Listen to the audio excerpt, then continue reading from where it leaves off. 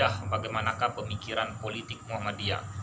Nah, ketika kita berbicara tentang Muhammadiyah, maka sebetulnya kalau kita mengacu kepada beberapa tulisan yang ditulis misalnya saja oleh elit ataupun kader Muhammadiyah, yaitu Haidar Nasir di dalam buku beliau Pemikiran Inklusif Muhammadiyah.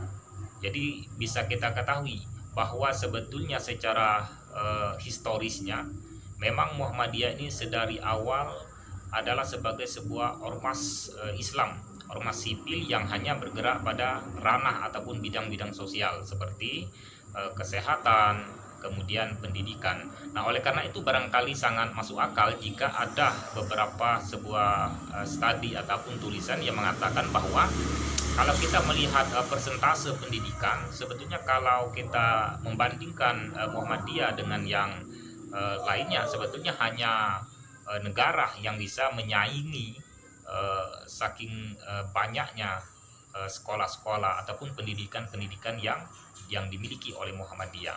Nah, ketika kita berbicara tentang pemikiran politik Muhammadiyah, perlu kita tekankan terlebih dahulu, memang dari awal, sekali lagi saya tegaskan, Muhammadiyah ini bukan sebuah organisasi yang berafiliasi kepada sebuah gerakan politik praktis dalam artian politik yang ranahnya adalah politik kekuasaan. Nah, oleh karena itu sangat masuk akal jika pada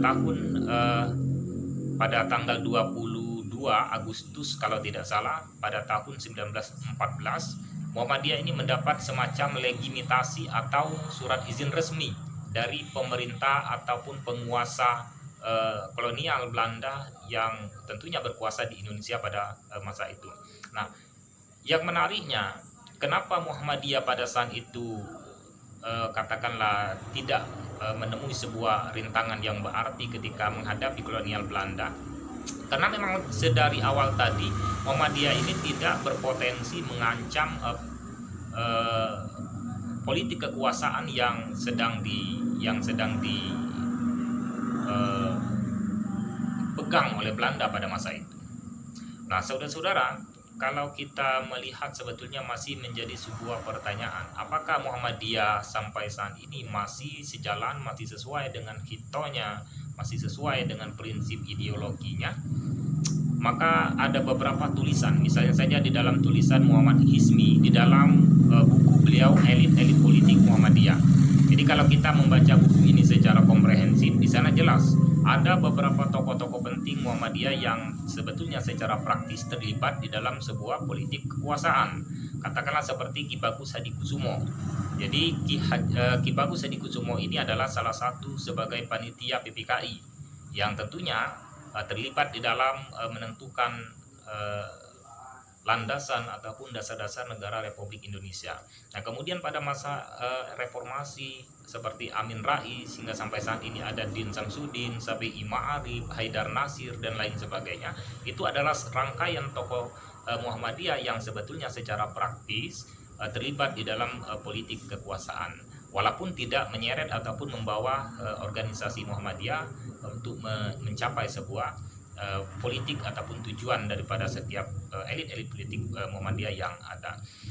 Nah, saudara-saudara yang saya hormati, artinya kalau kita mengkaji secara komprehensif, memang secara garis besarnya Muhammadiyah ini hanya memandang politik itu bergerak di dalam sebuah gerakan politik kebangsaan.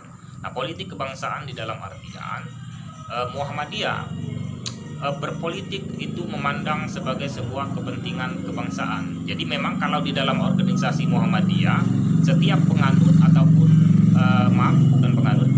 maksudnya setiap anggota, setiap kader Muhammadiyah itu memang didorong untuk memiliki perhatian kepada permasalahan-permasalahan politik. Jadi permasalahan politik itu dianggap permasalahan yang penting, tetapi tidak menjadikan Muhammadiyah ini sebagai sebuah organisasi penggerak. Jadi hanya memberi sebuah edukasi, pendidikan dan lain sebagainya melalui sebuah organisasi Muhammadiyah, kemudian didorong untuk bisa berkompetisi secara mandiri di luar, bersaing secara mandiri di luar, dan tidak memanfaatkan ataupun menjadikan Muhammadiyah ini sebagai motor penggerak untuk mendongkrak daripada kepentingan seorang individu ataupun elit yang ingin berkompetisi.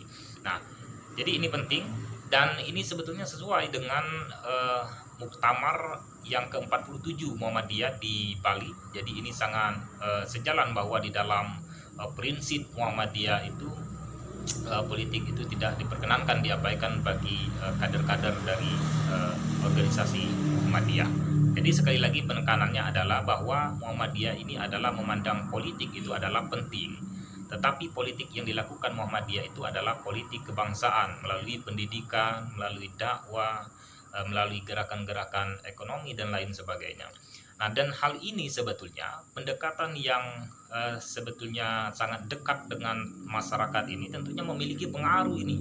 Kalau kita berbicara tentang politik kebangsaan, kalau misalnya Muhammadiyah itu sudah memiliki pengaruh yang cukup besar dalam ingatan di dalam sosial masyarakat, tentunya pemerintah ketika mengambil kebijakan, ketika ada sebuah gemuruh-gemuruh atau ada suara-suara yang kemudian tidak setuju ataupun menolak kebijakan-kebijakan yang ada, tentunya di sini Muhammadiyah memiliki peran yang penting di tengah-tengah masyarakat dan menjadikan masyarakat ini sebagai sebuah kekuatan. Jadi memiliki pengaruh di tengah masyarakat sehingga masyarakat ini menjadi sebuah benteng di dalam mengawali kebijakan-kebijakan pemerintah, bukan sebagai sebuah organisasi yang mendongkrak ataupun memfasilitasi ataupun katakanlah seperti apa itu, melakukan sebuah mobilisasi untuk mendongkrak sebuah calon ataupun